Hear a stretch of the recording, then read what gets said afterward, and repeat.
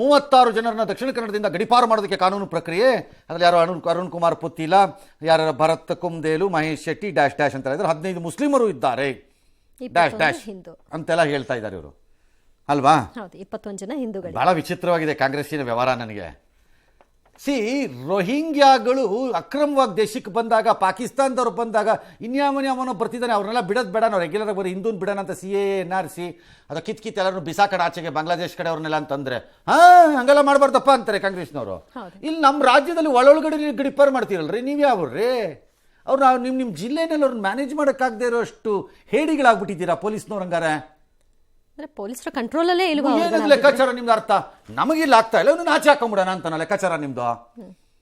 ಹಿಂಗದ does it violate? Because ಇದೊಂದು principal ಬಂದಿತ್ತು ಹಿಂದೆ. ಬ್ಯಾಂಕ್ ಸಾಲವನ್ನು ಕೊಡದಿದ್ದಾಗ ಫ್ಯಾಕ್ಟ್ರಿನ ಸೀಸ್ ಮಾಡಲಾಯಿತು. ಭಾಳ ದೀರ್ಘಕಾಲ ಆದಮೇಲೆ ಅವರು ಬಂದರು, ಕೇಸ್ ಏನಾದ್ರು ಇರಲಿ, ಬ್ಯಾಂಕ್ ಸಾಲದ ವಿಚಾರ ನೋಡೋಣ ಅದನ್ನೆಲ್ಲ ಆಮೇಲೆ.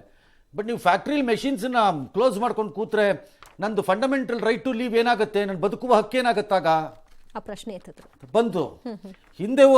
ಹಾಗಾಗಿ ಅವಾಗ ಕೋರ್ಟ್ ಬಿಟ್ಕೊಟ್ಟಿತ್ತು. ಹಾಗೆ ಅವ್ರ ಬದುಕುವ ಹಕ್ಕು ಇರುತ್ತೆ ಅಲ್ಲಿ. ಮತ್ತೆ ನಿಮ್ಗೆ